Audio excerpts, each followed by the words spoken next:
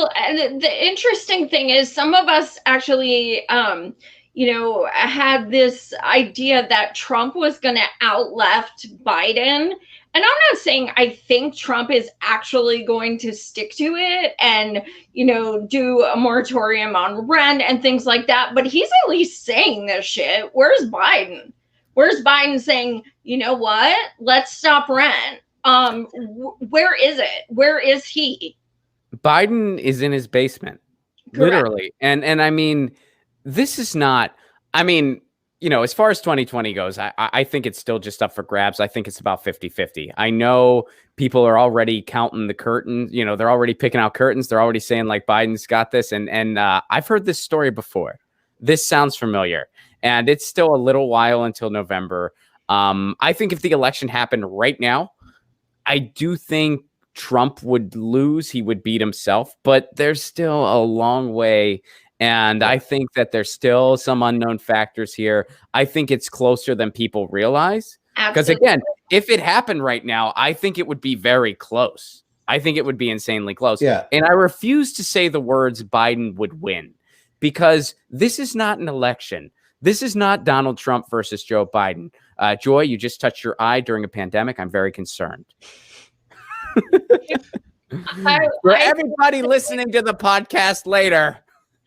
No, sometimes like I have to scratch my nose or something because like the cat's up here and I'm like, am I being judged? I don't know.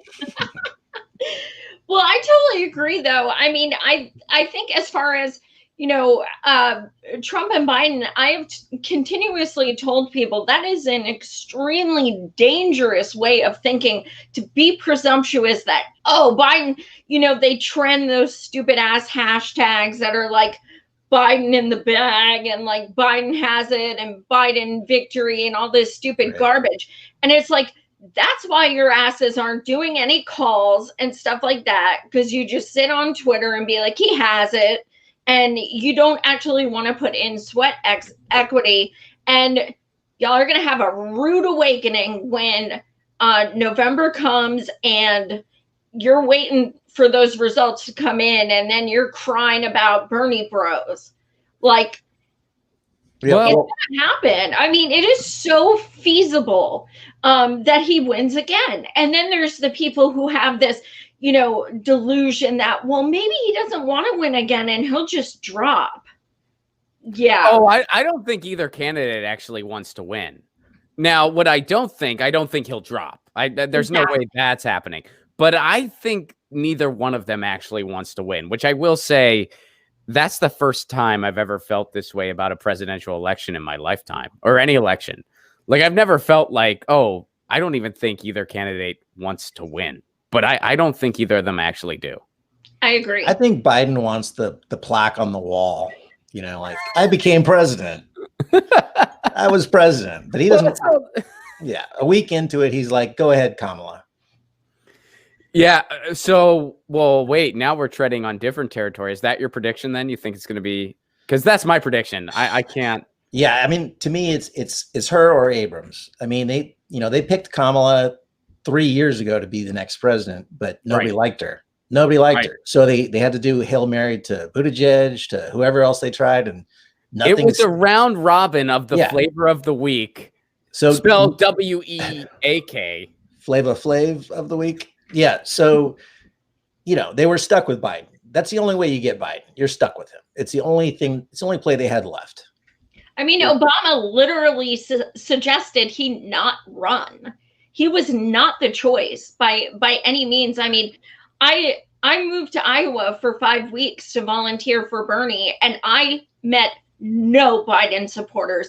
And on caucus night, he was not viable. In my auditorium of 900 people, he only had 42 people.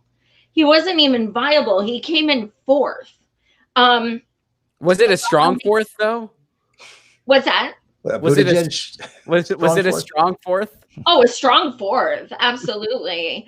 And then his buddy, his BFF, friendship bracelet buddy, comes in and he makes phone calls. Everyone else drops except for Liz, because she had to fuck us over on Super Tuesday before she dropped.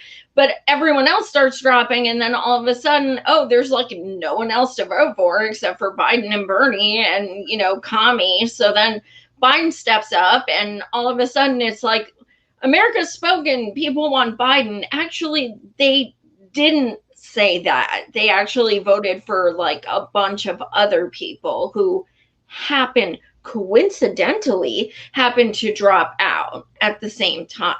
Oh, it was it was so insanely scandalous when you really break it down. Like, this guy's not showing up in the top 4 or 5 in every state.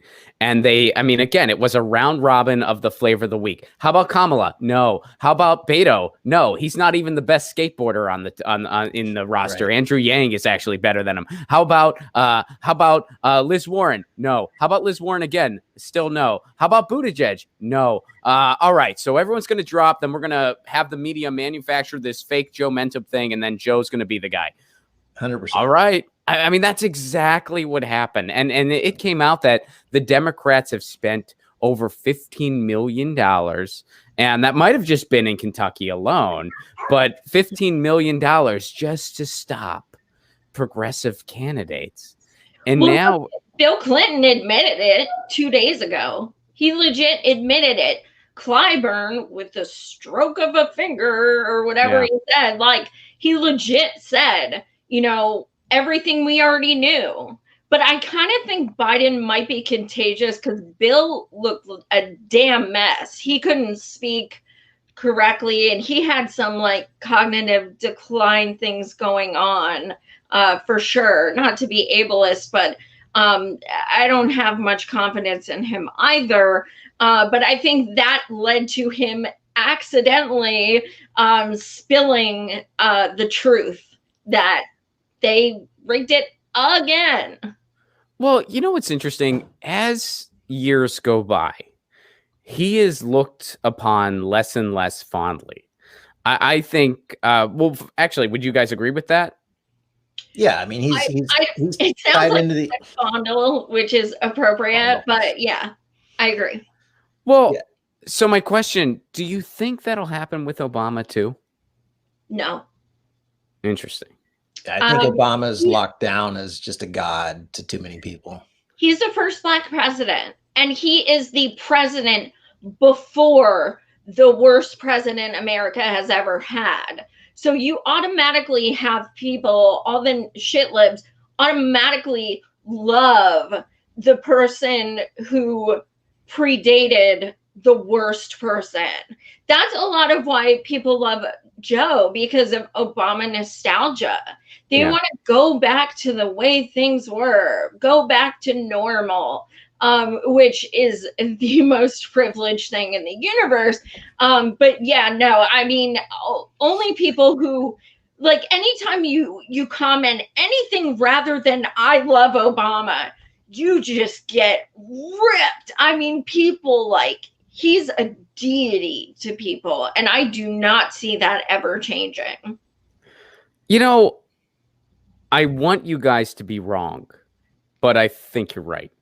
As far as like the deity thing, I do see that diminishing some over time. I feel like in some ways it already has. Especially with that like painfully condescending podcast that Michelle Obama just put out, which how ridiculous. So it's my first podcast. My guest is going to be my husband.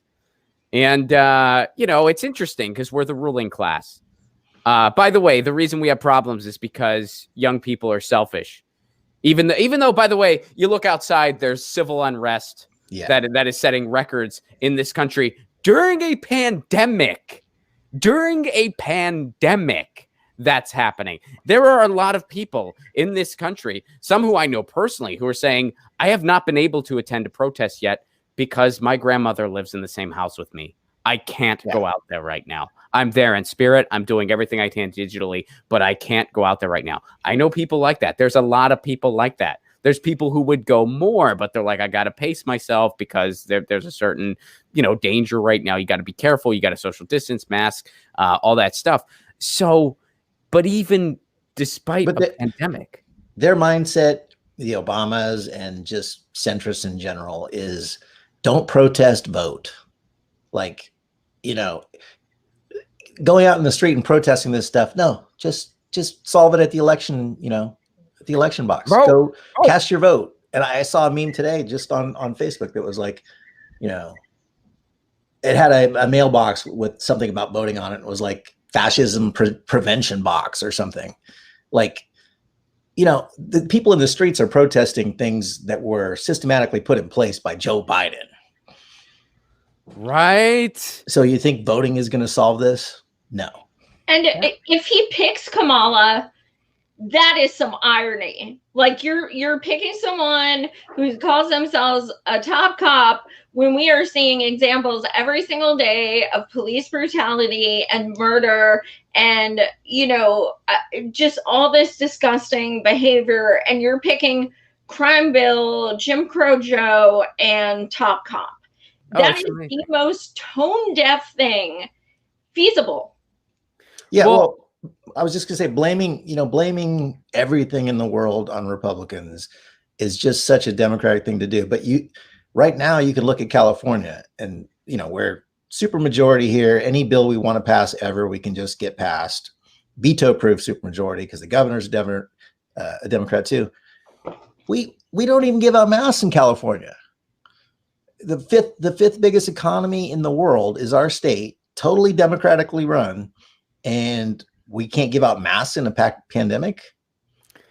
I think, going big picture here, the best thing that could happen is we somehow, and I don't know how this could happen, at least not on a massive scale, but we need to just form some kind of mutual aid network completely separate from the federal government and just deem them unnecessary.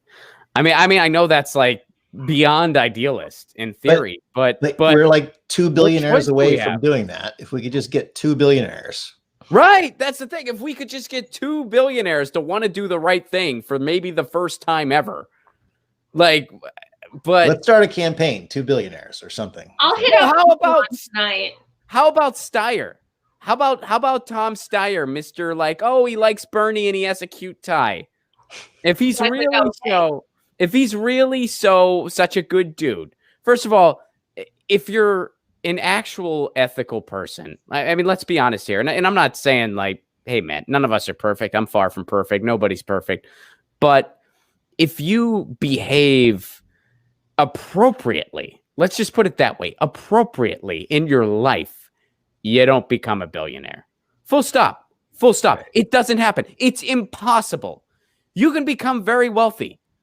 But if you're actually treating the people who help you accumulate that amount of wealth the right way, i.e. living wages, i.e. compensating them for the product of their labor, i.e. healthcare, all these other things, you're not going to be a billionaire. You're not going to get that much. You can get a lot. You can get enough that, you know, you have a great idea. It really, you know, you create the next Facebook, whatever.